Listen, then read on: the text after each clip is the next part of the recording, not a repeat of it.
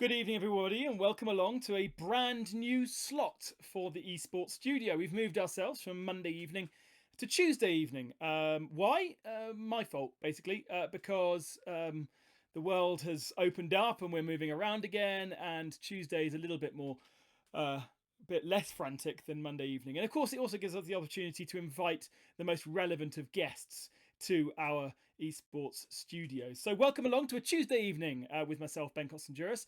And tonight we've got a man who's been mastering Spa-Francorchamps over the last couple of weeks on iRacing specifically. It has been a bit of a Spa fest, hasn't it, the last couple of weeks across all the platforms, with, of course, the 24 hours for real happening last weekend alongside the Pro Series on ACC and iRacing having their 24 hours a couple of weeks ago. And part of the winning team for Team Redline was Jonas Wallmeier. Have I said that correct, Jonas?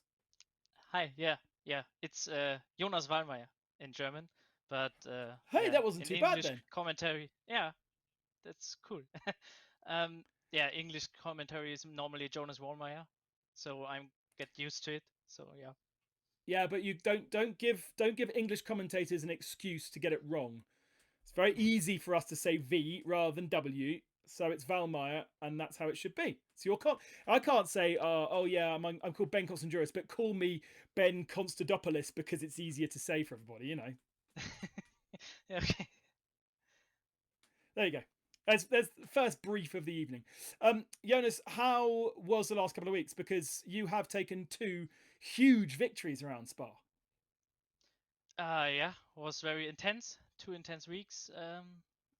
But yeah, obviously it was a fest for us. We won twice. 2 weeks ago we won the 24 hours of Spa, the official ones, and yeah, 2 days ago we won the SCO Sports Car Open 24 hours of Spa, and of course, yeah, yesterday I was a bit tired after the lot of practice hours. It was a massive team effort, and yeah, just proud of that. How much were you able to bring your knowledge from the official win into the Sports Car Open? Yeah, it it was basically a practice race for the Sports Car Open. Okay. We already had the knowledge of the tactics and double stinting the tires, and yeah, it was of course a very good step for us to get the official 24 hours done, and yeah, it was just good to learn everything, and we were kind of expecting some tactic moves from the beginning on, so it was of course good help. Did nobody look at you the weekend before and the official 24 hours and go, this is the way that we can beat them and kind of try do something a little bit different? Did you see that there was a different approach from other teams in the Sports Car Open to try and kind of get you off guard? Um, well, it's kind of like everyone has his own race, and they basically, yeah, of course, they watched our race 1 week ago, but I think the top teams know what they are doing and they don't need to look at us. So we were doing our race, our tactic, and we don't look at the other teams. But of course, there is a slight hint when you see our tactic 1 week before, but yeah, no, there Nobody wasn't any copied it team. and went, I know, we'll do that because those guys won. Well, I don't know, but from the outside it doesn't look like that. Yeah.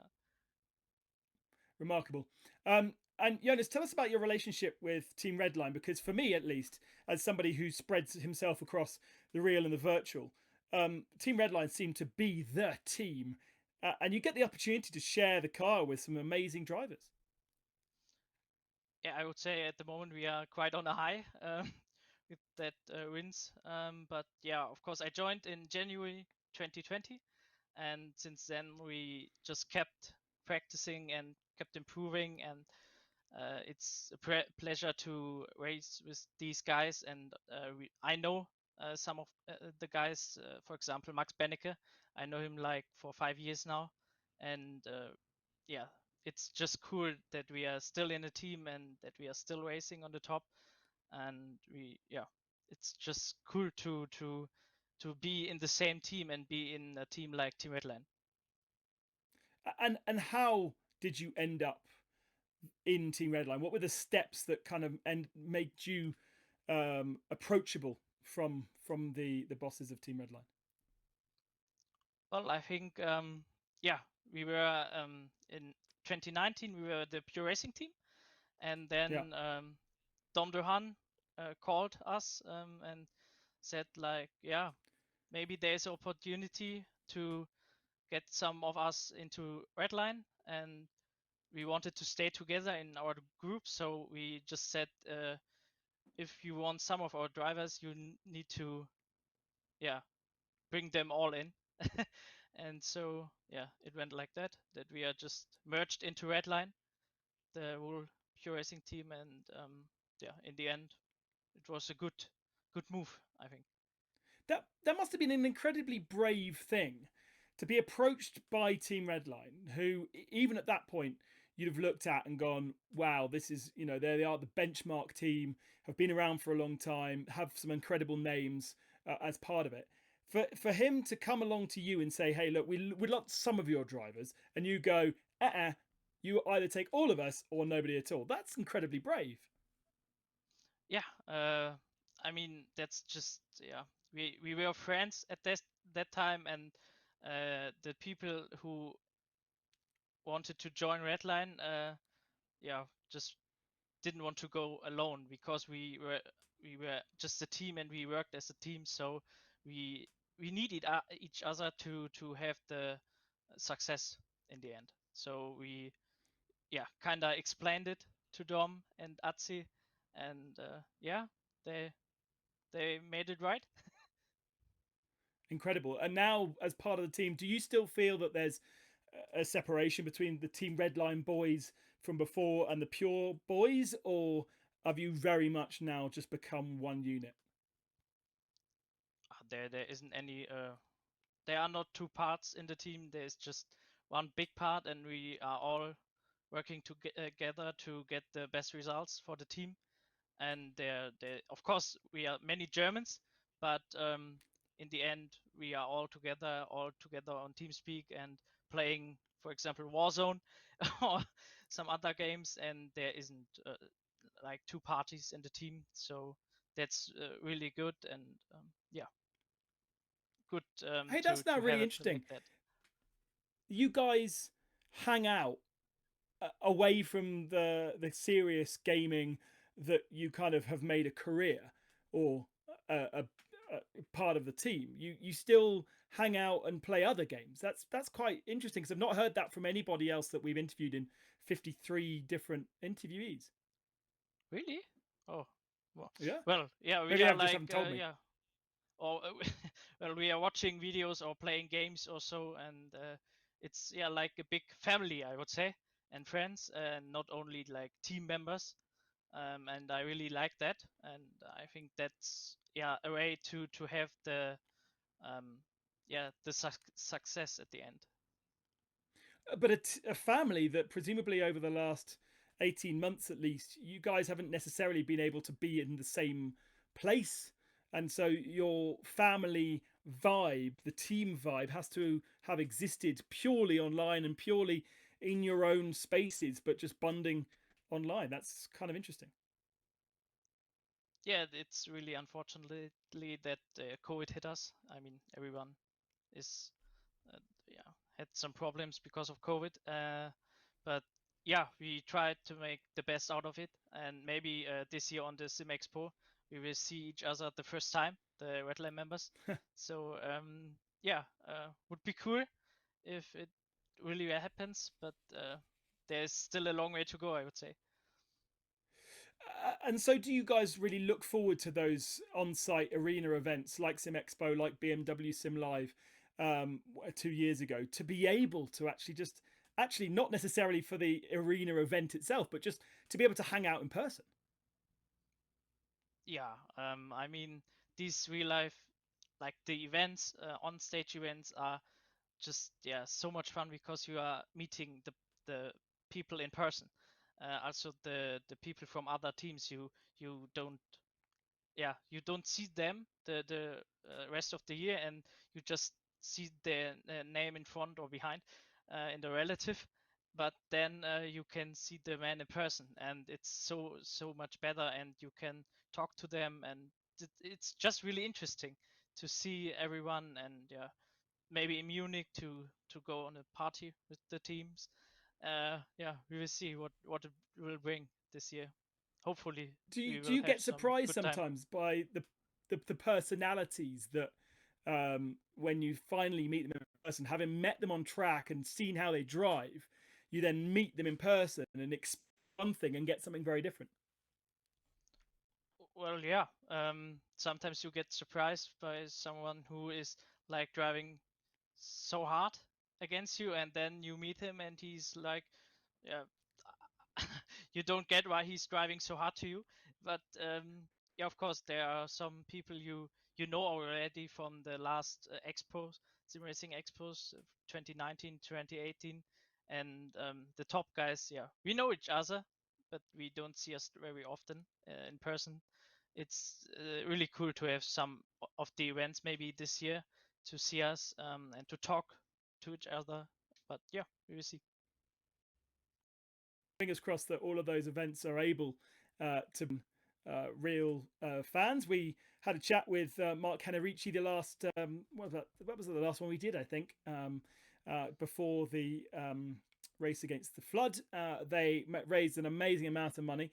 And still, fingers crossed that the Sim Expo that he's partly involved with, but not fully involved with, but the founder can still go ahead on the 19th, 18th, and 19th of September, I think. So, fingers crossed that that is allowed to happen. So, Jonas, let's rewind a little bit. How did you get yourself involved in sim racing? How did you know that it was possible to go racing against other human beings online? Basically, I started on F1 2010. Um, yeah, it was yeah, I played it on the PlayStation, but mostly the career mode, so nothing special. And then I got involved. I watched NASCAR. I was a big NASCAR fan in the past, and I wanted to play NASCAR races.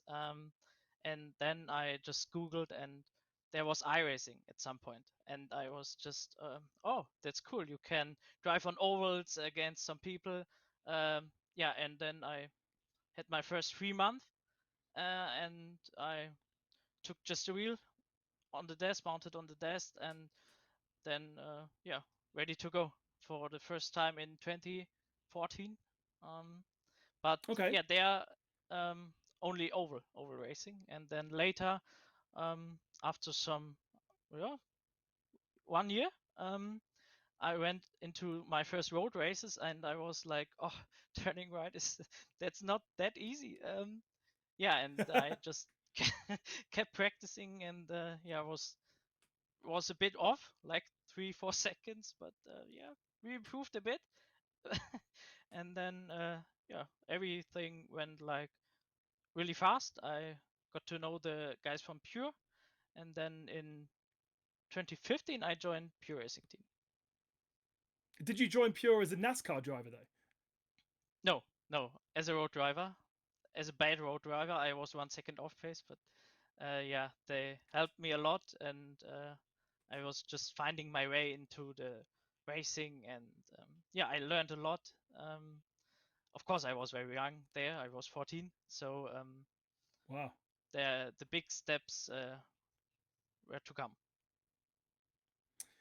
And so, were you a motorsport fan before? I mean, obviously, buying F1 2010, presumably you knew about Formula One and you knew about Michael Schumacher being German. So it's really interesting that NASCAR was the reason and that you got involved. How did you even know about NASCAR? Was it on German TV?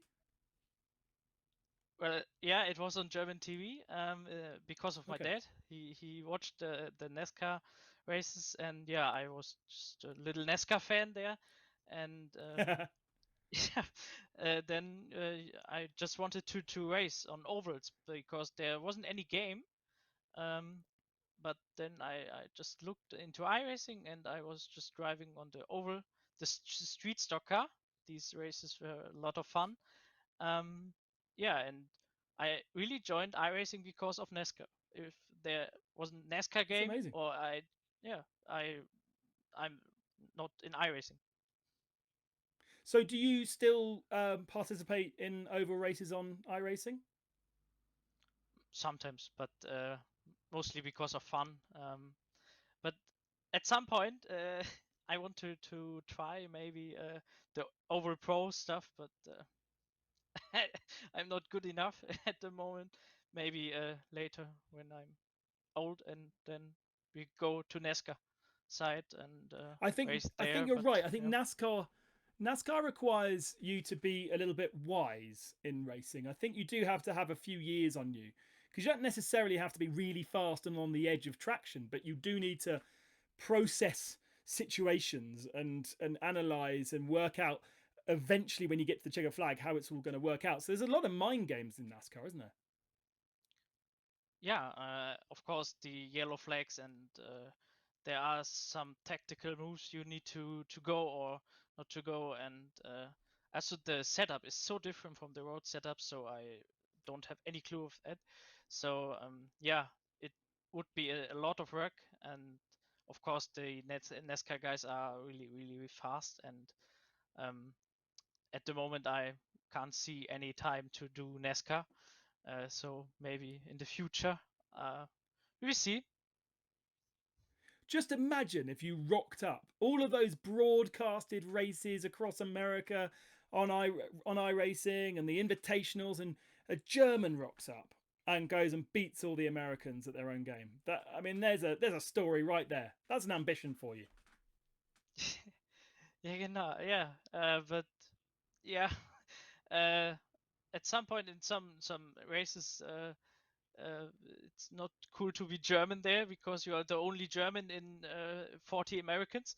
And if you shunt someone off, they all say, "Ah, the Germans shunted someone." So yeah, it's not every time good to be like German and not American when you do NASCAR. But yeah, would be cool, yeah. I mean, circuit racing, you seem to have absolutely nailed. You're absolutely on it, having taken 2 victories in 2 weekends across 2 massive 24-hour races. Where do you go forward from here? And what are kind of your ambitions on iRacing or even further afield? Uh, yeah, I want to stay on iRacing for the next years, and not looking for any other game at the moment, because I just want to focus on one game. But yeah, maybe I want to try the Porsche Super Cup again when I have some more time. But yeah, in 2018 I won all special events, all endurance events in the top split. It was a Wow. massive effort. Um, Maybe I can achieve it again at some point, but it's so hard and incredible. I don't have any word for it. So yeah, maybe that's something that I can maybe achieve again. But you need some luck and some good people around you, and it's not easy. Yeah, so all those people who are watching this wanting to be Jonas Wallmeier of the future, kind of what does it take to win a 24-hour race? How many hours of practice? What does the team give you that gives you an edge? Just explain that to people. Yeah, first you need good teammates. If you have good teammates, you need to practice like, yeah, I don't know, 20 hours before the race, and you also need to practice double stinting, and you need to have a look on the tactics, and you need a good connection, so you don't get it throughput. But yeah, then you're ready to go basically, and yeah, you just need the good tactic. And if you have tactic, fast drivers, you need to pay attention in the traffic. Don't risk too much. Don't try some stupid things, and then maybe you will win, maybe not. But it's for sure a good first step. And what does Redline bring to the party? How do they influence your performance? Well, we improved a lot over the last 6 months. We have some scheduled practice, and we practice with each other, do some stints together to practice the racecraft, and have a look have a look at the tactic, at some options, what we kind of do at some point of or in the race, and we just yeah we basically we just yeah in our brain we just go through the 24 hours and see what can happen there on and there, and it's really about just have a debrief and see the options. But is it just the three of you as teammates, or is there an engineer slash other person who is kind of supervising? Most of the time I'm the engineer for fuel and tactic in our team. uh, well, it was the last two races like that, but of course we have some engineers and they have an eye on it too. But when you are in the car, you know what you are doing, and it's better to have like less people on it because they know Okay. uh, what to do. And if you have so many people on one car, there are so many different opinions and tactics what you can do, and yeah, there are so much discussion going on. It's basically not that good. Maybe it's better to have just one person on it or two, and they have a debate on the tactic, or if we put less fuel in the car or something like that. So yeah, I'm yeah I'm yeah mostly alone for the tactic, but of course we have our people, and they are in the background and helping us a lot, and I'm thankful to them. Of course, we have some engineers to look into our telemetry, and that helps a lot, especially for the race, to look at our tires or stuff like that. Yeah, and this helps a lot. Yeah, absolutely, especially on 24 hours. So, next up, what's the next big thing for you in iRacing this year? Um, I think the next big, really big race is the Petit Le Mans. Or That's a I few don't months know away. when. Yeah, but they are the 10 hours of Suzuka coming up in Okay. 2 months, but I'm not really sure. I didn't look at the calendar because I was so tired yesterday after the two races. So the next big step is sleep, and then we will race again. But yeah, in 2 weeks the BMW Sim Cup is going on, and I'm in that, maybe, hopefully. Um, and then we will look what to do.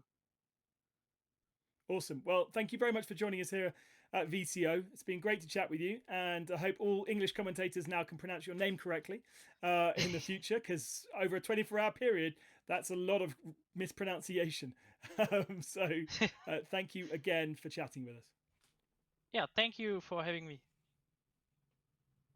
So VCO has got a new slot Tuesday evenings, 8 o'clock. I hope you've enjoyed watching our show, and join us next week when we'll have another guest. Who knows where from, what about? We never know, but it's always a nice surprise. Until then, enjoy your sim racing. Bye bye.